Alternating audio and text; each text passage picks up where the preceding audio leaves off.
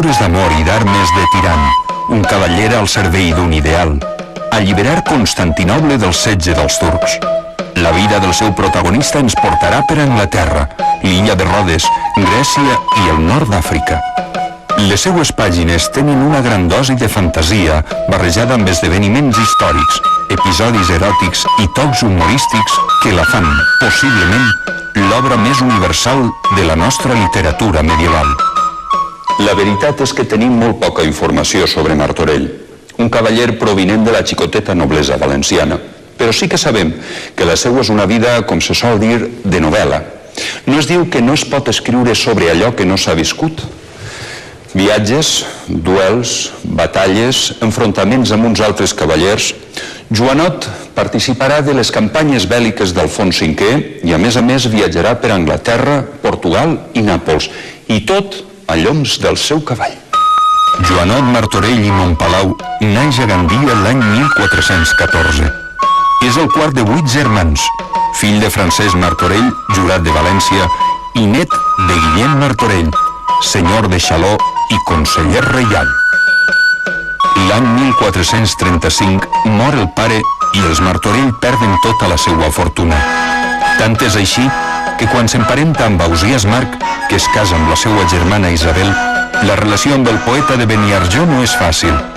Ausiàs reclamarà a Joanot el dot de la germana i aquell es veurà obligat a donar-li part de l'herència familiar. Una situació semblant portarà Joanot a un conflicte d'armes enfront del seu cosí Joan de Montpalau, que havia mantingut una relació sentimental amb Damiata, germana del nostre escriptor i cavaller, i que després rebutja pel matrimoni. L'assumpte és sobretot econòmic. Joanot repta batalla mort a Montpalau. S'intercanvien diverses cartes de batalla, però a la corona d'Aragó i a Castella els duels estan prohibits, de manera que el nostre protagonista buscarà a Anglaterra i a Portugal allò que es diu jutge i plaça per a un combat que no es farà mai. Una lletra de batalla és una carta que un cavaller adreça a un altre defensant el que ell creu que són els seus drets i reptant-lo a batre's. L'ús d'elles per Martorell, un tant busca raons, denota que coneix perfectament les pràctiques entre cavallers, qüestió que molt bé també es reflecteix a la seva novel·la, encara que l'afer conclou amb l'obligació de Montpalau de donar una suma de diners a Damiata per tal de no casar-se amb ella. Joanot aprofitarà les seues experiències vitals, els viatges i els que el rodegen com a personatges de la narració. Així, la primera part del tirant transcorre a Anglaterra durant les fastuoses bodes del rei anglès. En la realitat, l'autor viatja a l'illa quan festegen l'arribada del rei Enric IV i transformarà el cosí i la germana en personatges de la novel·la. I no és l'únic cas. Martorell s'enfrontarà en 1444 amb Gonçal Vixer per la venda d'unes terres i un castell que aquell li havia comprat. Joanot intenta resoldre-ho amb noves lletres de batalla, però Gonçal el porta directament davant dels tribunals i fa perdre a Martorell totes les seues possessions.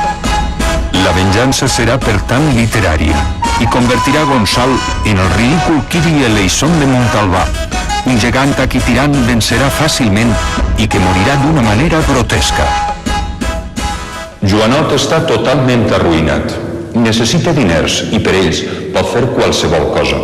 Per exemple, posa les seues armes al servei d'alguns senyors feudals.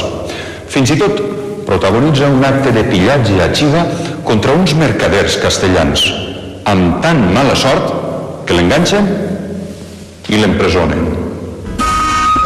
Els viatges, com el propi tirant, seran la salvació de Joanot. I així es traslladarà a Nàpols, a la cort d'Alfons V, on viurà com a cambrer del monarca fins la mort del rei. De fet, és un dels episodis que relatarà després en la novel·la. De la mateixa manera, Martorell aprofitarà narrativament les campanyes del papa valencià Càlix III per alliberar Constantinoble i salvaguardar la cristiandat de l'avanç dels turcs. Així, dins el món fantàstic ideat per Joanot, el cavaller tirant rep una carta de l'emperador de Constantinoble on li comunica que han envaït l'imperi i assetgen la ciutat. Allí el rebran amb grans honors i el faran capità dels exèrcits. En una barreja d'aventura i d'amor, coneixerà Carmesina, la filla de l'emperador, de qui s'enamorarà perdudament. Tirant alliberarà Orient i esdevindrà un heroi, però una greu malaltia el portarà fins a la mort davant de la seua estimada, que com en una tragèdia grega morirà de dolor de cor al seu costat. Serà a València on escriurà totes les seues vivències. Ja era vell, estava arruïnat i no volia saber res de bregues. La vida de Joanot Martorell va estar sempre envoltada de penúries econòmiques. L'any 1464, un any abans de morir, Martorell ven al seu veí i amic Martí Joan de Galba el manuscrit del Tirant lo Blanc per 150 sous. Segurament per ací, pels carrerons del barri del Mercat de València, Joanot lliura al seu amic Martí Joan de Galba el producte de la seua vida. Joanot Martorell es morirà sense acariciar l'èxit, sense saber que la seua obra serà considerada com una de les més senyeres de la nostra edat daurada. Joanot Martorell i Montpalau, cavaller i escriptor, una miqueta milhomes, amant de la ploma i de l'espasa. Va morir en 1465 a València, quan els baladres del riu Túria florien en primavera. Solter i sense descendència, va morir totalment inconscient que la seva obra, en un futur, seria considerada com la primera novel·la del món modern. Deures per a casa. Facin el favor, si més no, de llegir-ne una adaptació.